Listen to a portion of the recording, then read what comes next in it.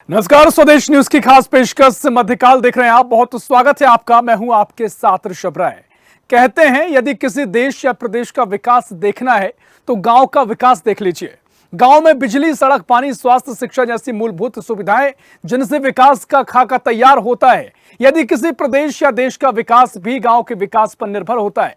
मध्य प्रदेश के मुख्यमंत्री डॉक्टर मोहन यादव वो तमाम कोशिशें कर रहे हैं जिससे मध्य प्रदेश को देश और दुनिया के परिदृश्य पर अलग पहचान दिलाई जा सके। शहरों में औद्योगिक विकास से लेकर गांव में मूलभूत सुविधाएं मुहैया कराने जैसी तमाम कोशिशें लगातार की जा रही हैं, लगातार जारी हैं। आज भी मुख्यमंत्री डॉक्टर मोहन यादव सीहोर जिले के भैरुंदा में ग्राम विकास सम्मेलन में बतौर मुख्य अतिथि शामिल हुए हैं। यानी जिस वक्त हम और आप चर्चा कर रहे हैं उस वक्त मुख्यमंत्री इस कार्यक्रम में शामिल हैं। केंद्रीय कृषि मंत्री शिवराज सिंह चौहान सहित अन्य मंत्रीगण सीएम डॉक्टर मोहन यादव के साथ हैं और इस दौरान मोबाइल ऐप आवास सखी और ग्राम सड़क सर्वे और प्लानिंग ऐप लॉन्च किया जाएगा। कार्यक्रम में स्व सहायता समूह को 150 करोड़ रुपए के बैंक ऋण और सामुदायिक निवेश राशि का वितरण, 8 प्रसंस्करण इकाइयों और 100 सामुदायिक प्रशिक्षण केंद्रों का लोकार्पण भी किया जाएगा। तेंदुपत्ता संग्राहकों को 2 करोड़ 70 लाख से ज्यादा का बोनस वितरण, PMGSY 4 के अंतर्गत 500 किलोमीटर स्वीकृत सड़कों का शुभारंभ, प्रदेश के 5 नए जिलों में RCT केंद्र की स्थापना की स्वीकृति भी दी जाएगी। तो वहीं सीहोर जिले के 52,818 तेंदुपत्ता संग्राहकों को 2 करोड़ 70 लाख रुपए बोनस राशि का वितरण भी किया जाएगा। मध्य प्रदेश सरकार की बांस मिशन योजना के अंतर्गत 215 बांस हितग्राहियों को 2,90,000 बांस पौधों की अनुदान राशि 1 करोड़ 4 लाख 27 हजार रुपए का वितरण किया जाएगा। इसी पर हम चर्चा करेंगे। पहले कुछ प्रतिक्रिया सुन लेते हैं, उसके बाद चर्चा की शुरुआत करेंगे। भारतीय जनता पार्टी की डबल इंजन की सरकार, आदरणीय श्री प्रधानमंत्री नरेंद्र मोदी जी की केंद्र की सरकार और मध्य प्रदेश शासन की डॉक्टर मोहन यादव जी की सरकार के द्वारा जो जन जन के कल्याण के लिए जो कार्य किए जा रहे हैं, जो ग्राम विकास की अवधारणा, ग्रामोदय से भारत उदय की संकल्पना को सिद्ध किया जा रहा है। विकसित भारत की जो संकल्पना है उसमें रीढ़ का काम करते हैं गांव। निसंदेह 2047 तक भारत विकसित भारत हो जाएगा, दुनिया का सर्वश्रेष्ठ आर्थिक शक्ति वाला देश हो जाएगा। हम भारत में विश्व बंधु की भूमिका में हमेशा काम करते रहेंगे। ज़मीनी हकीकत देखी जाए तो किसान भाजपा सरकार से खुश नहीं है। जो भाजपा सरकार के वादे थे, चाहे धान पे हो, चाहे अनाज पे हो, चाहे सोयाबीन पे हो, किसी भी वादे पे कांग्रेस सरकार, भाजपा सरकार ने एक भी वादा पूरा नहीं किया है। किसानों की मांग थी 6,000 रुपये सोयाबीन की, भाजपा सरकार ने उसे भी अभी तक पूरा नहीं किया है। आप ज़मीनी हकीकत देखिए, अब किसानों के पास जाइए, बरसात ने किसानों की सोयाबीन फसल बर्बाद कर दी है। किसान उनसे मुआवजे की मांग कर रहा है, मगर भाजपा सरकार और कलेक्टरों के कानों में जू तक नहीं रेंग रही है। ऐसे किसान सम्मेलन हजारों हो गए और किसान जहां था वहीं है और आगे भी मुझे लगता है किसान जहां अभी जिस कंडीशन में है वैसा ही रहेगा। तो चर्चा की शुरुआत करेंगे, लेकिन आपको बता दें कि भैरुंदा, जिसका पुराना नाम नसरुल्लागंज है, मध्य प्रदेश के सीहोर जिलों में नसरुल्लागंज आता है, जिसका नाम अब भैरुंदा कर दिया गया है। यहीं पर ग्रामीण विकास सम्मेलन का आयोजन किया जा रहा है। मुख्यमंत्री मौजूद हैं और साथ ही देश के कृषि मंत्री और मध्य प्रदेश के पूर्व सीएम शिवराज सिंह चौहान भी यहाँ पर मौजूद हैं। तमाम सौगातें ग्रामीण विकास के लिए दी जाएंगी, इसी पर हम चर्चा करेंगे। मेहमान भी हमारे साथ जुड़ गए, तारुफ आप कौन से करवा देते हैं। भारतीय जनता पार्टी से मीडिया पैनलिस्ट हैं ब्रजराज सिंह जी। ब्रजराज जी, बहुत स्वागत है आपका स्वदेश न्यूज में। साथ ही कांग्रेस से प्रवक्ता हैं रितेश त्रिपाठी जी। रितेश जी, बहुत स्वागत है आपका स्वदेश न्यूज में। चर्चा की शुरुआत करेंगे। पहले ब्रजराज जी, मैं आपके पास आ रहा हूं। और जिस तरीके से इस सम्मेलन का आयोजन किया गया है और भारत के बारे में एक बात कही जाती है कि ग्रामों में ही असली भारत बसता है, ग्रामीण भारत ही असल भारत है। अब मोहन सरकार इस तरफ विकास करने के तमाम प्रयास कर रही है, तमाम तरह की सौगातें आज दी जाएंगी। क्या कुछ सरकार का प्लान है? लेकिन जो सवाल मुख्य रहेगा, क्योंकि कांग्रेस के कई सवाल इसके पीछे आ जाते हैं। कांग्रेस का कहना है कि ग्रामीणता, किसानी मतलब जो होता है वो किसानों से होता है। जो ग्रामीण भारत का असल मतलब है वो किसानों से है और किसान खुश नहीं है बीजेपी सरकार से। कांग्रेस के सवाल है। ब्रजराज जी। रितेश भाई, किसान खुश नहीं होते तो 49 सीटें भाजपा को हरियाणा में नहीं जिताते। हरियाणा किसान प्रधान प्रदेश है और 24 फसलें एमएसपी पे खरीद के उन्होंने हमारी किसान हितैषी पॉलिसी उस पे ठप्पा आज लगाया है। आज हमको वहां पर जिताया है। लेकिन अपन विषय पे आते हैं तो ऋषभ जी, आपने बड़ी सुंदर बात कही कि ग्रामीण भारत ही असल भारत है। इसीलिए डॉक्टर मोहन यादव सरकार, जो कि संवेदनशील सरकार है, उन्होंने शुरुआत की है ग्राम विकास सम्मेलन की। और इस ग्राम विकास सम्मेलन में आपने विषय में बताया कि इतना पैसा यहाँ ऐसे ऐसे खर्च किया जा रहा है। ग्रामों का उत्थान करके, ग्रामों का उदय करके ही विकसित भारत का निर्माण किया जा रहा है। रितेश भाई जलेबी खाइएगा, मेरे को अभी अभी आई है। तो ऋषभ भाई, ऋषभ जी, बहुत स्पष्ट रूप से मैं कहना चाहता हूं कि हमने जितने भी वादे किए थे चुनावों के अंदर, किसान हित के लिए, जनहित के लिए, मध्य प्रदेश को विकसित राज्य बनाने के लिए धीरे धीरे उन पर कार्य चालू है और वो धरातल पे उतर रहा है। इंडस्ट्री कॉन्क्लेव भी कर रहे हैं, तो ग्राम विकास सम्मेलन भी कर रहे हैं, जिससे कि ग्रामीण अर्थव्यवस्था को नए पंख लगे, ग्रामीण अर्थव्यवस्था आगे बढ़े। ग्राम में सिर्फ और सिर्फ किसान नहीं रहते हैं, ये एक मिथ्या है। ग्राम में बहुत सारे लोग रहते हैं जिनके विकास पे भी ध्यान देना चाहिए। कांग्रेस पार्टी मनरेगा उन्हीं लोगों के लिए लेके आई थी, ना कि सिर्फ किसानों के लिए लेके आई थी। तो कहने का मतलब ये है कि हम सर्वजन हिताय सर्वजन सुखाय के जो मूल मंत्र पे चलते हैं, उसके अंतर्गत सबका विकास लेके चल रहे हैं। मैं एक छोटी सी बात कहना चाहूंगा, रितेश जी, आपसे कहना चाहूंगा और इसे अन्यथा मत लीजिएगा। पिछली बार आप मेरे डिबेट से उठ के चले गए थे। दरअसल क्या होता है कि आप लोग इतनी कड़वी और कटाक्ष बातें करते हैं ना कि धैर्य जो है कितना भी रखो वो छूट जाता है। मैं प्रयास करूंगा कि जो विषय हो उसी पे बात कीजिएगा। मैं आपके सकारात्मक विपक्ष की उसमें देखना जरूर चाहूंगा, लेकिन आप क्या कर रहे हैं कि हम भले ही हम इतना नहीं कर पा रहे हैं, इतना तो कर रहे हैं, धीरे धीरे बढ़ तो रहे हैं। आप अपनी बात रखिए, लेकिन वो 15 बातें रटी रटाई मत रखिए हर जगह पे कि भैया कुछ नहीं हो रहा है।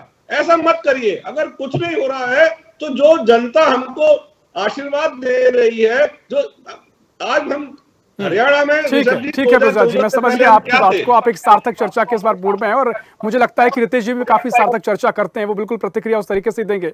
रितेश जी देखिए, जिस तरीके से तमाम सवाल इससे पहले आप कांग्रेस ने बीजेपी सरकार पर उठाए थे, हरियाणा किसानों को लेकर काफी चर्चित रहा है। किसानों का प्रदेश हरियाणा कहा जाता है, तो उसको लेकर जो नतीजे आए हैं उसको लेकर सवाल बृजराज जी ने आपसे किया है।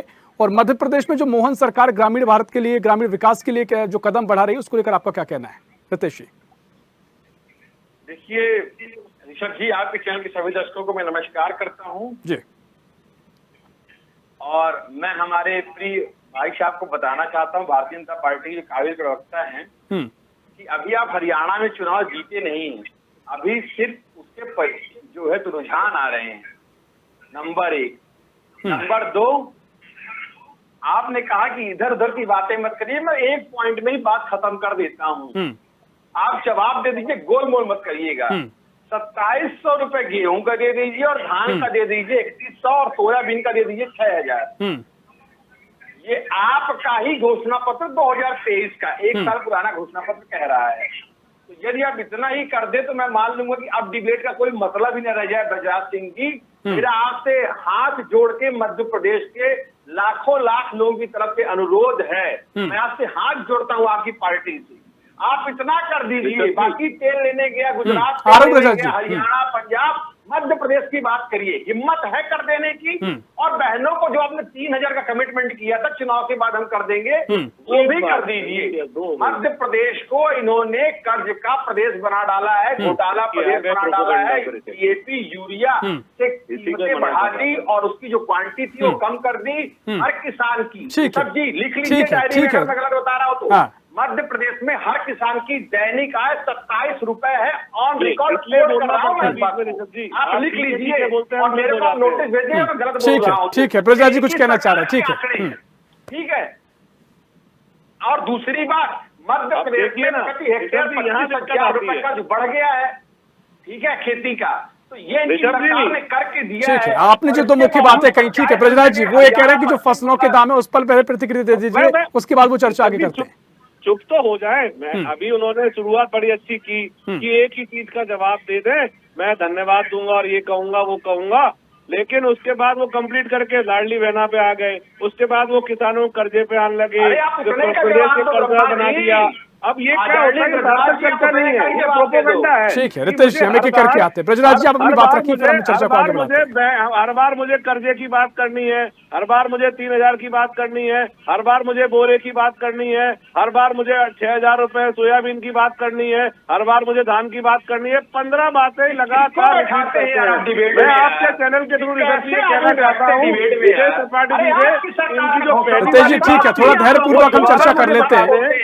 वैसे भी पारा काफी गरमाया हुआ है, क्योंकि जिस तरीके से कटाक्ष भी ब्रजराज जी ने कहा कि आपका काफी जलेबी का दौर शुरू है, हमें मीठा करने के लिए जलेबी खाई उन्होंने।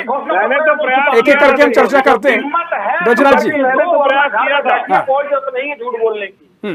ठीक है रितेश जी, वो कह रहे हैं कि जब कर्ज की बात हो, तमाम तरीके से मुद्दे, हर बार आप ये मुद्दे लेकर आते हैं। उन्होंने जो तमाम बातें कही हैं, जो कम से कम बीजेपी सरकार प्रयास कर रही है, लगातार प्रयास हो रहे हैं, कदम आगे बढ़ाए जा रहे हैं। ऋषभ जी, जी रितेश जी, चैनल के एक एंकर हैं। यदि मैं आपकी सैलरी बंद करवा दूं चैनल से कह के, और मालिक बार बार बोले कि हम प्रयास कर रहे हैं, तो आप कितने दिन काम करेंगे? सर देखिए, ये उदाहरण मुझे ठीक नहीं बैठ रहा है। ठीक है, ये सरकार और आप, इससे बिल्कुल कोई कंपैरिजन इसका नहीं हो सकता है, लेकिन ठीक है, आप मुझे बात रखिए जो सवाल उन्होंने की आपसे किया। जो बात की गई है वो बात पूरी करनी चाहिए ना। मैं मध्य प्रदेश सरकार से बोल रहा हूँ, आप मुंह छुपाते क्यों? वो आपसे यही कह रहे थे कि अन्यथा चर्चा शुरू हो जाएगी, उसको कोई औचित्य नहीं निकलेगा। सार्थक चर्चा हम करते हैं, आप सवाल खड़े कीजिए, उस सवाल में उन तक पहुंचाऊंगा और उस पर हम चर्चा को आगे बढ़ाएंगे। ये रितेश त्रिपाठी जी कह रहे थे कि अमेरिका में गौमूत्र के ऊपर कोई रिसर्च नहीं हुई है, उस बात को ये पूरा निभाए और इसके बाद कोई चर्चा की आवश्यकता नहीं है। हम खुद भारतीय जनता पार्टी की जय जयकार करेंगे, इनके साथ झंडा लेके घूमेंगे। ठीक है, ठीक है ब्रजराज जी, ठीक है, हम चर्चा को और आगे बढ़ाते हैं। ब्रजराज जी, वो जो कह रहे हैं कि जो फसलों के दाम है, चाहे गेहूं की फसल हो और जो धान की फसल हो, उसका जो घोषणा पत्र में वायदा किया गया था वो दे दीजिए, उसके बाद वो अपनी बात तो कहें कि मान जाएंगे कि बीजेपी की सरकार ने किसानों के लिए कुछ किया है। अभी इनकी 4800 रुपए की सोयाबीन की डिमांड थी, वो पूरी कर दी गई है।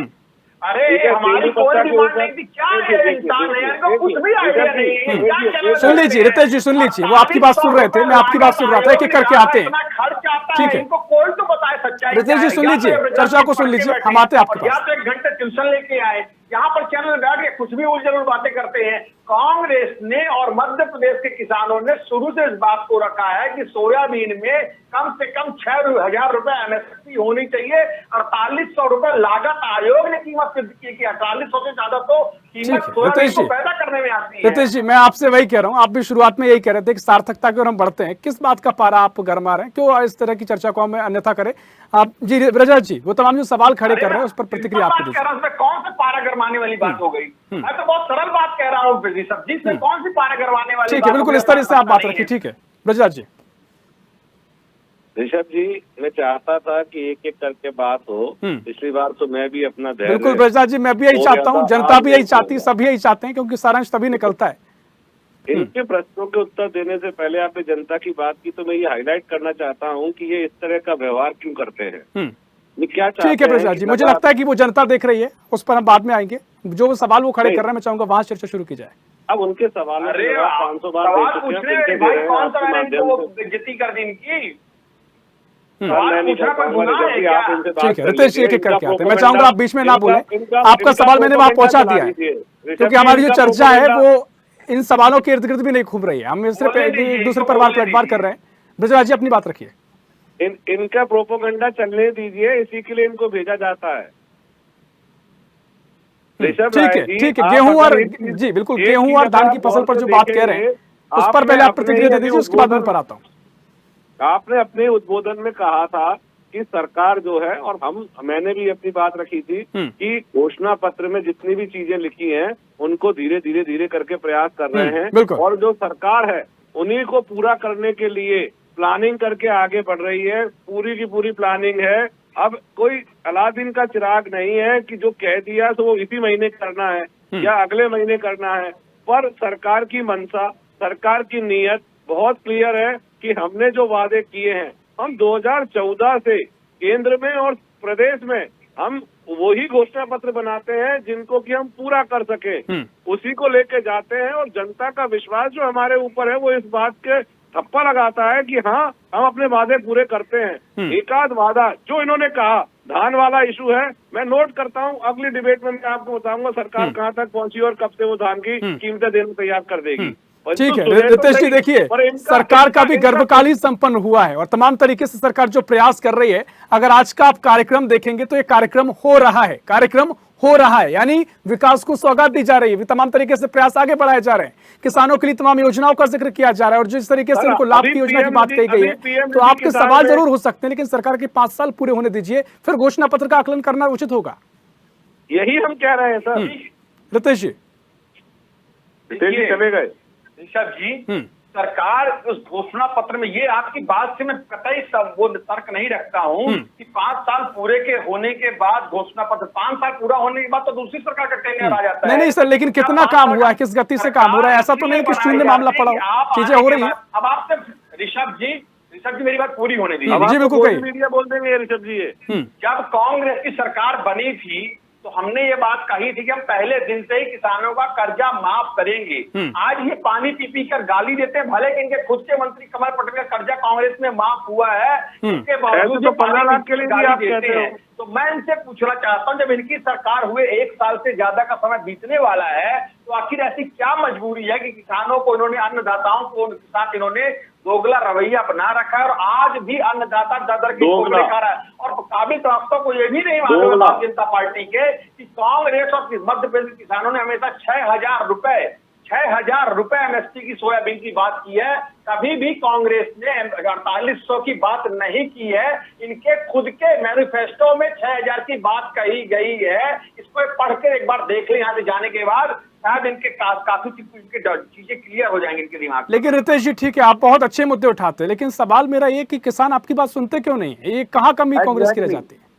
विश्वास क्यों नहीं करते? देखिए, जब आप सत्ता और सरकार में होते हैं, भारतीय जनता पार्टी ने पिछले 50 साल तक संघर्ष की है, तो कहीं ना कहीं आपको के पास जो तो रिसोर्सेज की कमी नहीं रहती है, रिसोर्सेज आपके पास भरपूर रहते हैं। आप जिस तरह से चाहते हैं उस तरह जनता को मोल्ड करते हैं। आज वही काम भारतीय जनता पार्टी कर रही है, कहीं लाडली बहना के नाम पर, कभी किसी नाम पर, कभी किसी नाम पर।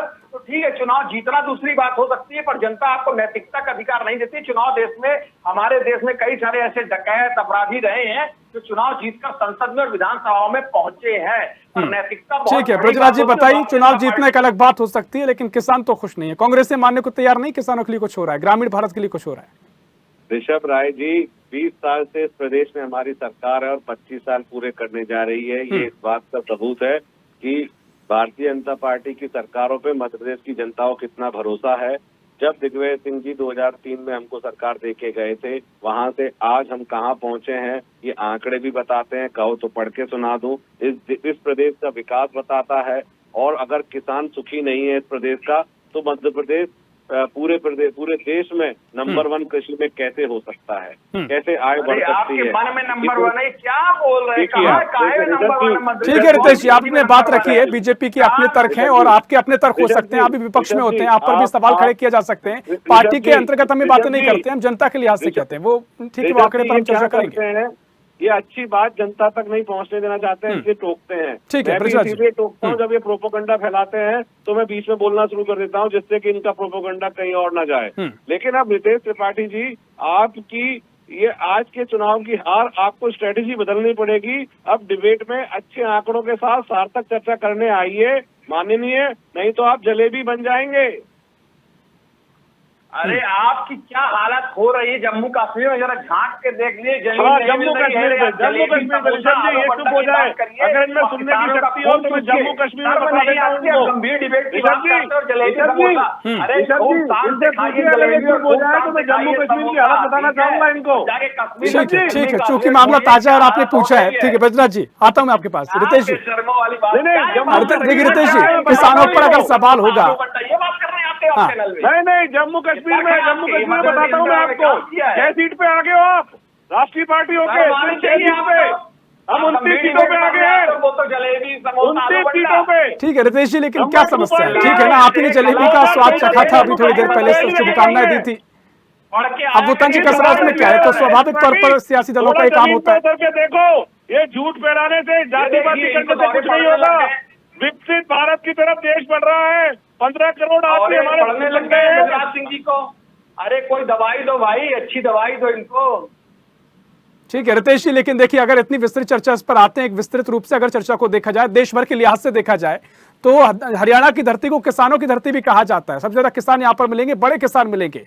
और जो परिणाम सामने आए हैं वो तो कम से कम ये दर्शाते हैं कि कांग्रेस कम से कम वो उनके मुद्दों को उठाए जो उठा रही थी वो उतने असर नहीं कर रहे हैं। कांग्रेस की बात जनता ने उतनी नहीं सुनी है, किसानों ने नहीं सुनी है। उसका तंज तो अब बीजेपी आप पर कसेगी, इसमें कुछ मुझे दौरान ही नहीं नजर आता। 6 सीटों पे आगे चल रहे हैं, 6 सीटों पे हम 29 पे आगे जम्मू कश्मीर में। मेरे सवाल क्या है कि इनसे किया है। रितेश जी आपसे सवाल मेरा है, बीजेपी तो आप पर तंज कसेगी क्योंकि आप किसानों को लेकर आप मुद्दे उठाते हैं, जिस तरीके से पहले मुद्दे उठाए गए हैं, परिणाम ने जो बता दिया है। ऋषभ जी आपका सवाल किससे है? रितेश जी आपसे सवाल है, मैं दोहरा रहा हूँ, आपसे ये मेरा सवाल है। अब मेरा सवाल है तो मुझे जवाब देने दिया जाए ना, ये सब सवालों का जवाब यही दे देंगे क्या? ठीक है, बोलिए ना आप जी। मैं सिर्फ ये कहना चाहता हूं कि आपने देखा कि इस देश के प्रधानमंत्री ने किस तरह से किसानों के रास्ते में कांटे बोवा दिए थे। लगभग 1200 किसान उसी हरियाणा का मारा गया। और मैं आपसे पहले भी कह रहा हूँ भारतीय जनता पार्टी ने पूरे चुनाव को ये देखिए, अरे साइकेट्रिस्ट के पास ब्रजराज जी, ठीक है। भारतीय जनता पार्टी बात करने किसकी खरीदते हैं? ठीक है, एक एक करके हम आते हैं, एक एक करके आते हैं। ठीक है ब्रजराज जी मैं आप पर आऊंगा, लेकिन रितेश जी एक सीधा सवाल आपसे। ठीक है ब्रजराज जी मैं आप पर आऊंगा, रितेश जी एक सीधा सवाल मेरा आपसे। आप तमाम तर्क दे लीजिए, आप भी अगर आरोप लगाते हैं, आप देश भर के तर्क को लेकर आते हैं तो तर्क तो ये भी होगा ना, ठीक है, ये भी तर्क होगा ना कि चुनाव में ये फिर तय होता है, जनता किसे मानती है, ये कौन सी जनता किसको स्वीकार करती है, यही लोकतंत्र में तय करता है कि किसकी बात सुनी गई, नहीं सुनी गई, कौन सत्ता में है, किसने काम किया, यही जनता तय करती है। आपके तर्क अगर उन पर आरोप लगा रहे हैं तो वो भी आप पर आरोप लगा रहे हैं। अगर इससे आपको ऐतराज है तो आप जनता पर भरोसा कीजिए, और जनता ने बीजेपी पर भरोसा किया। अपनी जगह है और चिल्लाना और पागलपन अपनी जगह है, बात रखने का एक तरीका होता है। लगातार चिल्लाना, लगातार चिल्लाना, लगातार कोई तरीका नहीं है। देखिए अरे सर, आप मुझे लगता है पहले से आपका जिस तरीके से मूड बना के आया, क्योंकि आपकी मुझे लगता है तर्कों पर चर्चा उतनी नहीं हो पा रही है। हरियाणा को लेकर जो मेरा सवाल है, आप तमाम आरोप लगाते हैं तो बीजेपी भी सुनती है ना, लेकिन लोकतंत्र में तो मायने ये रखता है जनता ने किसको सुना है। तो जनता ने हरियाणा में बीजेपी को सुना है अभी तक के रुझानों के अनुसार। जय भाजपा। ऋषभ जी आपको मेरी आवाज आ रही है? आपकी आवाज आ रही, बोलिए रितेश जी। मुझे जो डिबेट का पॉइंट दिया गया था तो मध्य प्रदेश में सरकार के संबंध में दिया गया था। आपने शायद मैंने गलती कर दी पढ़ने में। बिल्कुल ठीक है, लेकिन आपने भी तो तमाम सवाल खड़े किए, वो भी इस डिबेट के पॉइंट नहीं थे सर। हमने जो ग्रामीण विकास को लेकर जो बात रखी थी, आपने तमाम बिंदु गिना दिए। अनुरोध करता हूं कि अगली बार जिस डिबेट है उसी का अपन बात करें ऋषभ जी। मुझे कोई ऐतराज नहीं है हरियाणा में बात करने का, और जो मेरे तर्क थे, जो मेरा डेटा था, तो मध्य प्रदेश किसानों को लेकर था, पर आपने पूरा डिस्कशन हरियाणा की तरफ घुमा दिया। इस बात से मुझे खेद जरूर है। हरियाणा में है ना। मैं इसकी रितेश जी, ग्रामीण विकास, ग्रामीण भारत को लेकर भी तमाम सवाल थे, और अगर ग्रामीण भारत में हरियाणा आता है तो मुझे लगता है कि उसमें कोई गुरेज नहीं है सवाल करने से। मैंने उन सब बातों का तार्किक जवाब दिया है, पर आपने पूरी डिबेट का हरियाणा की तरफ बोल दिया है। तो चलिए कोई बात नहीं। हरियाणा में आपने देखा कि वहाँ की बहु बेटियों के साथ किस तरह से भारतीय जनता पार्टी के नेताओं ने निर्लज्जता के साथ वो किया। ठीक है, हम चुनाव लड़े, चलिए ठीक है, मुझे लगता है तमाम तर्कों पर चर्चा और भी हो सकती है, इसको लेकर एक अलग डिबेट हो सकती है। समय हमारे पास इतना ही है। प्रजा जी बहुत शुक्रिया आपको चर्चा में शामिल होने के लिए। रितेश जी आपका बहुत शुक्रिया चर्चा में शामिल होने के लिए। तो मध्य प्रदेश में मोहन सरकार गांव के उत्थान को लेकर, ग्रामीण विकास को लेकर लगातार प्रयासरत है, और भैरुंदा में लगातार कार्यक्रम को लेकर तस्वीरें भी सामने आ रही हैं, और इसको लेकर मोहन सरकार कई सौगातें ग्रामीण भारत को देने जा रही है। फिलहाल के लिए मध्यकाल में इतना ही। देश प्रदेश की और भी खबरों के लिए देखते रहिए स्वदेश न्यूज, सबसे पहले देश।